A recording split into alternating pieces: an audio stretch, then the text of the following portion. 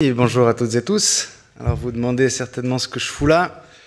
Je ne suis pas dans la commission de santé, ni dans une assurance ou une association fêtière. Mais j'ai près de 30 ans d'expérience dans le domaine du paiement de 300 francs par mois pour avoir le privilège de payer 2500 balles si je suis malade. Philippe Nantermo l'a dit tout à l'heure, les gens dépensent plus pour leur santé et c'est bon signe. Non, Philippe, les gens dépensent plus pour leurs primes. Bon, donc les coûts de la santé, je connais un peu. Et c'est moi qui ai la lourde tâche de conclure notre forum de ce matin. Oh, mais quelle matinée, des choses pareilles. Il faut dire que la question posée en titre était déjà vachement ambitieuse. Fixer un plafond au coût de la santé, la solution. Je ne veux pas dire, mais il me semble qu'une première solution serait d'arrêter d'organiser des événements dans des palaces, mais enfin. Cela étant, vous avez déjà pris une mesure d'économie forte, engager un type pas connu au lieu de Thomas Wiesel. Quoique, on filait un t-shirt à Baptiste Turny, ça faisait presque illusion. Cela dit, je ne suis pas tellement surpris que ça se passe au... Non, ça va, vous êtes bien, franchement. Cela dit, je ne suis pas tellement surpris que ça se passe au Palace. J'ai relu l'invitation pour ce matin. Je cite, « Chaque entreprise dispose d'un budget qui lui appartient de répartir entre ses postes de coûts. Doit-on en faire de même avec la santé ?» Et quand tu commences à comparer le système de santé à une entreprise, tu sens bien qu'on n'est pas un café croissant du POP, quoi. Donc le Palace, c'est logique. C'était pas trop l'ambiance révolutionnaire, mais on a bien commencé avec le contexte qui a été bien posé par François Heger, avant qu'on ne parle plus du tout du sujet, puisque Cédric est venu nous parler de tous les forums qu'il organise. C'est comme à la Coupe du Monde, le pays organisateur est toujours qualifié. Puis on a commencé par Léonore Porchet. En préparant cette conférence, je suis allé voir son site, ce qui m'a amené sur le site de l'Association romande pour le développement et l'intégration des médecines complémentaires, dont elle est au comité, puis ça m'a amené sur la page Facebook de l'association, et finalement sur un documentaire qui parle de l'homéopathie. C'est fou comme avec Internet, on peut se partir d'une recherche sur la médecine et finir sur un truc qui n'a rien à voir. Non, parce que l'homéopathie, ça consiste à diluer quelque chose des centaines de fois en espérant que ça soit encore efficace. Enfin, je ne sais pas pourquoi j'explique ça devant nos élus, c'est le même principe pour les lois au Parlement. Il y en a bien un qui a dû aimer que je tacle l'homéopathie, c'est Philippe Nantermo. Philippe Nantermo, que je suis rassuré de voir ici ce matin, c'est la preuve qu'il n'est pas vendu au groupe Mutuel, puisqu'apparemment il est aussi maqué à Elzana. Mais c'était bien que vous soyez là, Philippe, histoire de faire marcher l'intelligence collective. Non, parce que les coûts de la santé, c'est un sujet complexe. Ça inquiète tout le monde, ça ne fait qu'augmenter. Si on ne fait rien, on court droit à la catastrophe. Du coup, la solution de Philippe Nantermo, c'est de ne rien faire. Ah non, ça c'est pour la température, excusez-moi. Et c'est pas vrai, vous avez quand même proposé quelque chose, Philippe, l'an dernier, vous avez déposé une initiative parlementaire pour permettre aux gens d'avoir un compte épargne santé. Moi, en tant qu'assuré lambda, je salue le geste, l'important c'est de participer. Non mais tu sais, j'ai déjà pas confiance dans les assurances et vous voulez encore rajouter des banquiers dans la combine. Mais à part ça, c'était sympa ce débat, c'est fou. Quand il y a eu les petites présentations de 5 minutes, vous avez tous commencé par dire que vous étiez d'accord sur le fond, puis après 5 minutes de débat, tout le monde s'engueulait. Mais qu'est-ce que c'est quand vous n'êtes pas d'accord, Et donc, au début, c'était chaud entre Urny et Nantermo, et pour que tout le monde puisse souffler, il a fallu quoi? Que Roman Sonderegger, le CEO d'Elzana, parle un peu lentement, quand l'accent suisse-allemand te permet de te détendre. C'est quand même le signe que c'est très tendu. Non, puis c'était très marqué gauche-droite avec tous ces élus, et Jérôme Cozandet d'Avenir Suisse, étrangement pas trop libéral. Enfin, jusqu'au moment où il a failli nous conseiller d'aller chez notre garagiste pour se faire soigner le pied, ou de faire repérer son ex-femme par un avocat, j'ai pas tout compris. Bon, je me moque, mais au risque de vous décevoir, je préfère vous l'annoncer tout de suite, je n'ai pas de solution miracle au coût de la santé, même si apparemment c'est pas un critère pour s'exprimer sur le sujet. Mais assez parlé des participants au forum, parlons des absents. Il n'y a pas de médecin. Je ne suis pas spécialiste de ce genre d'événement, mais j'ai l'impression que ce n'est pas la première fois qu'on cherche comment réformer la médecine sans demander aux médecins. Tu sais, on ne ferait pas ça avec un métier qui fait vraiment peur, genre videur de boîte de nuit. Oui, j'aurais pu prendre un autre métier encore plus intimidant, genre boxeur, mais vu qu'il y a beaucoup de parlementaires, je me suis dit qu'il fallait mieux prendre les videurs de boîte de nuit, une profession qui côtoie régulièrement après le boulot. Et je me suis demandé comment faire pour inclure les médecins dans la réflexion et qu'on les invite à ce genre d'événement. Je crois que la seule solution, c'est que tout à l'heure, au cocktail dînatoire, Roman Sonderegger, le CEO d'Elzana, s'est tout fait avec un petit four. Et qu'on en serait dit à crier « Est-ce qu'il y a un médecin dans la salle ?» Je vous le souhaite pas, M. Sonderegger, on ferait gaffe en marchant, sinon je vais culpabiliser. Bon, après, vu que c'est organisé par une assurance maladie, il y a peut-être des médecins conseils dans la salle. Mais à part dire que c'est pas remboursé, je vois pas ce qu'ils pourraient faire. Non, mais sérieusement, vous devriez demander des idées à des vrais médecins. Ils vous diront où il y a de l'argent mal dépensé. Puis après, ils vous diront, je vous laisse, on est lundi midi, je pars en week-end à Zermatt. Mais vu que vous en avez pas invité, je suis allé moi-même demander à des médecins leur avis sur les coûts de la santé. Oui, parce qu'il y a un cœur qui bat derrière ce stéthoscope et sous ces cernes de gens qui prodiguent des soins au lieu de les facturer. Alors, première chose qu'on m'a dite, c'est les coûts de la santé, apparemment, ça compte pas nos salaires. Je tiens à préciser que c'est des potes, hein, donc ils ne sont pas encore spécialistes installés en cabinet. Quand ils le seront, je pense qu'ils auront changé de salaire, mais pas d'avis. Surtout, j'espère que je serai encore pote avec eux. Non, mais c'est vrai, les salaires, c'est pas le premier problème des coûts de la santé. La preuve, c'est que ma compagne est médecin et que je suis là ce matin, et pas au bord de ma piscine avec vue sur mes 2 Porsche et mes 3 jardiniers. Bon, je vous rassure, mes potes médecins m'ont quand même dit d'autres choses qu'on n'est pas assez payé.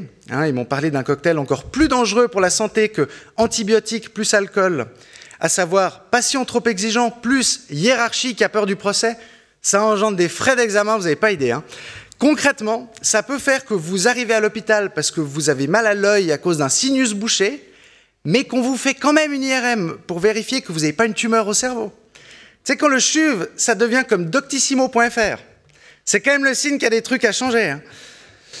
Et bien sûr, une fois qu'on s'est assuré que c'est juste le sinus, il faut encore ajouter le montant du toucher rectal, examen dont la principale fonction est de vous dissuader de revenir aux urgences pour rien.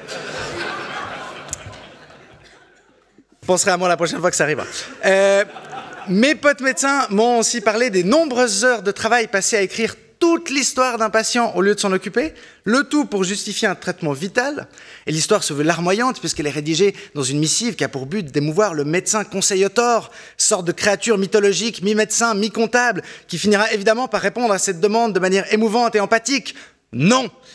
Et puis, il y a les problèmes dont on parle moins, l'absentéisme, qui entraîne l'épuisement du personnel présent, qui est ensuite absent et qui finit par coûter cher au système, sorte de serpent qui se mord la queue mais en burn-out. Il y a aussi les traitements que l'on prescrit pour que le patient aille ensuite dans un autre service et ne décède pas dans le premier service. Et puis la pression pour faire plus d'examens dans le but de trouver le moindre diagnostic et ne pas passer à côté d'une enveloppe DRG, seule manière qui permet d'avoir le budget de traiter le vrai problème du patient. Donc oui, vous auriez pu inviter des gens de la profession, mais après, vous auriez peut-être pas eu très faim pour le cocktail dînatoire. Bon, pas de médecin, mais on avait Baptiste Turny, président roman de la Fédération Suisse des Patients, la FSP. Après, moi, si j'étais la FSP, j'aurais pris quelqu'un qui a l'air vraiment malade. Genre Daniel Corr, là c'est pas crédible. Hein, au début j'ai cru qu'il nous couvait un petit truc à la gorge, mais c'est l'accent de Châtelois en fait. Cela dit, je pense que si on fait écouter trop longtemps Philippe Nantermo à Baptiste Turny, il va finir par avoir l'air un peu souffrant. Alors ce matin, avec tout ce beau monde, on a parlé de l'initiative du centre pour faire baisser les coûts de la santé. Moi je m'étais renseigné avant, parce que j'avais peur de rien comprendre. En fait, ça va, hein. Parce que le texte, il dit qu'il faut limiter les coûts. Qui devrait le faire, mais pas comment? Je cite, « Si la croissance des coûts est plus forte que les salaires, la Confédération, les cantons, les assureurs maladie et les fournisseurs de prestations doivent mettre en œuvre des mesures pour réduire ces coûts. » Yes? Vincent Maître, sacré brainstorming au PDC. Hein. Bon, la dernière fois que vous en avez fait un, c'était pour trouver le logo du nouveau nom, le centre. Vous avez accouché d'une parenthèse qui se referme. Je voudrais pas être méchant, Vincent Maître, mais je crois qu'il faut arrêter de réfléchir avec vos collègues de parti. Hein. Non, mais c'était bien votre présentation de 7 minutes avec une introduction de 9 minutes, là, au début. Non, je suis pas très gentil avec le centre, hein, mais je peux me le permettre, parce que dans le canton de Vaud, vous avez personne. Enfin non, c'est pas vrai qu'il y a personne. Il y a Valérie Ditely. Pour revenir à votre initiative, annexer les coûts de la santé sur les salaires, c'est risqué. Déjà parce qu'on ne sait pas quel salaire on utilise en référence. Si c'est celui de M. Sonderegger, on risque pas de corriger grand-chose. 650 000 balles quand même.